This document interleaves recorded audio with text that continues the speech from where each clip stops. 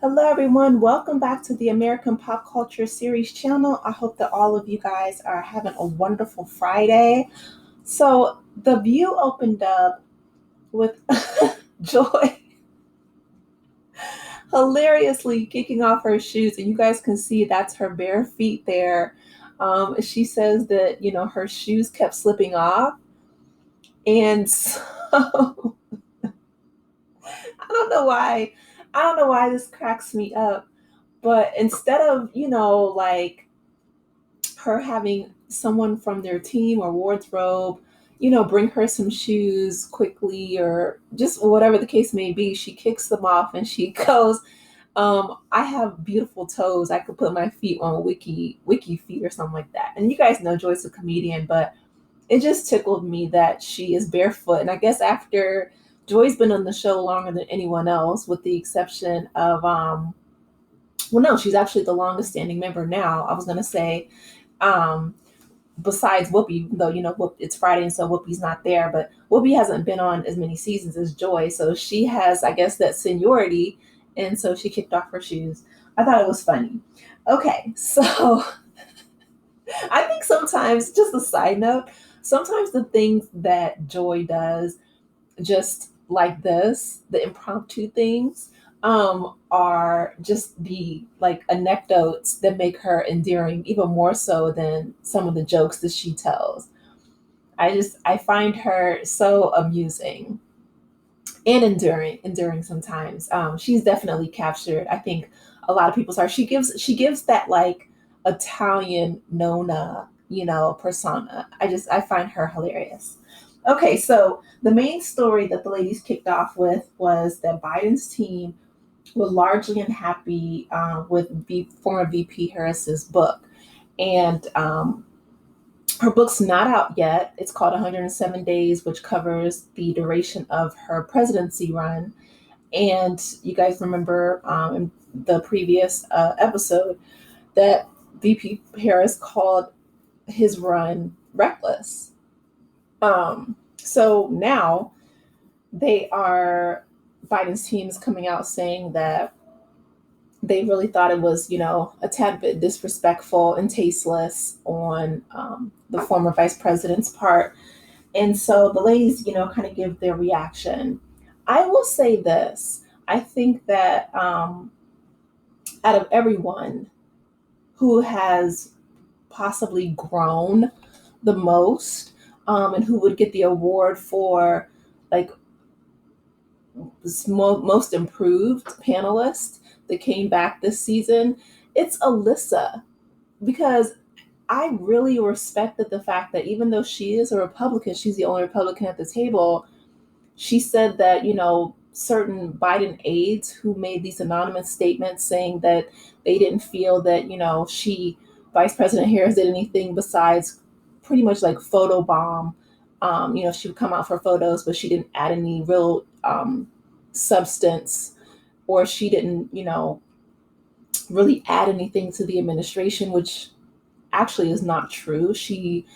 I think, if memory serves me, she was one of the greatest, or she broke some historical records in regarding um, the amount of ties that she broke in the Senate, because the margin was very close during the Biden administration. So VP Harris would have to go there oftentimes to give the tie breaking vote, siding with the Democrats. But I mean, she did a lot, and I appreciate the fact that Alyssa, mentioned the fact that, one, that was very disrespectful of that person in the Biden administration who, she's like, if you're gonna, disparage someone's character, especially if it's a former vice president, you should not do so anonymously.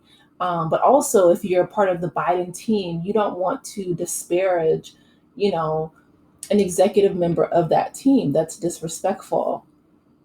And I realize the irony of that, right? Because of, people are attacking her for um, what she's saying in the book. But at the same time, I do realize that, I appreciate Alyssa, even like I said, even though she's on the opposite side of the aisle, she's basically saying that, if you're going to say something, say it. And like Sunny, chimes in with her, beside her. She's like, say it with your full chest. Like, don't hide behind, being anonymous. Because Sunny read an excerpt of the book, and it said that essentially certain members of the Biden team treated, Kamala Harris like blank, like, poop, but they didn't think that she would say anything about it. So essentially, they were trying to attack her and goad her. And listen, on one hand, I feel like I'm so proud of former VP Kamala Harris for breaking the glass ceiling of being the first female vice president in our nation's history, for being the first Black and Indian woman of color vice president in our nation's history. That's huge. Some of the unfortunate things that comes with breaking, the glass ceiling, being a woman in any kind of industry, is you're going to get a lot of backlash from people because, it goes against the status quo. So,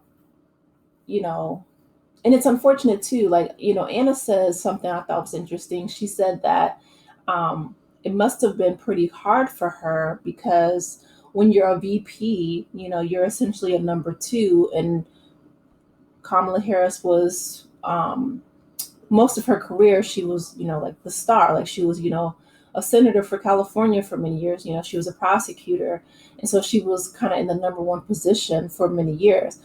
I don't think that she necessarily did anything outright disrespectful to Biden because, like Joy said, he picked her twice. He picked her not only when they won, right, when she was on the phone, the Secret Service behind her after she got done with her workout, and it became a meme where she's, like kind of putting back her sweaty hair and her, she was in her workout gear, but she's like, "We did it, Joe. We did it."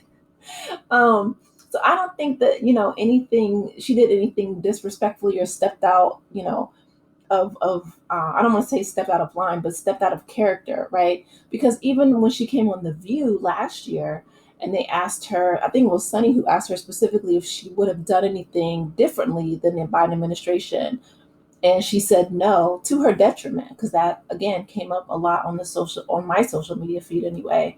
That was weaponized against her for not breaking, tradition with the Biden administration. But I do feel like she was just being open and honest and transparent, and that's a lot more courageous than certain aides in the Biden administration, kind of hiding behind being anonymous. And I really can appreciate, like I said, even though Alyssa was the Republican at the table, that she said that it was very disrespectful, and she called it out for what it is. Because, like she said yesterday, or when we were covering the book initially earlier this week, the VP Harris did raise over $1 billion, and she didn't have enough time. And Alyssa does feel like she was almost set up to fail in that instance. But she did an amazing job with the short amount of time that she was given. So when that book comes out, if you guys are interested, let me know in the comments. I'd love to go over it, at least, part of it with you guys, and give a quick summary. Just because it's, like I said, a huge part of American culture and a part of the show. So moving on from that segment, we have Jeong, and he is a doctor turned comedian. He was in the movies like The Hangover. He's a panelist on The Masked Singer, and so now he's here to promote his new game show called 99 to Beat. They showed clips of him because he's a huge fan of Duke University of College Sports, and him like jumping in front of the panel and the commentators dancing, and he's like dancing in the stands. He's hilarious. He's also a stand-up comedian as well. So he said the one thing that he loves after leaving medicine was that, and just he was really pursuing his dreams and being a comedian. He's so grateful that he's able to, earn a substantial living by being an entertainer and making people laugh. So I feel like that's an amazing gift. Also, we have Micheal Urie, and he is promoting his new role in the Oh Mary play, and he's going to join that cast. So he's there talking about his show. If you guys are in New York, go ahead and check that out. And lastly, we have The Secret Lives of Mormon Wives. I don't know if you guys saw that. It was on Hulu. It was when it first came out, it was really salacious. And so she's going to be Taylor Frankie Paul is going to be the new star of The Bachelorette. So, which is nice because I feel like Taylor and the rest of the ladies, I feel like they got kind of a raw deal. Like I said, Utah has been it's been in the news all week, so I really hope things get better in the state of Utah. But you guys, let me know your thoughts in the comment section. Please be sure to like the video, subscribe to the channel, and I will talk with you in the next one. Have a great weekend, guys. Take care. Bye.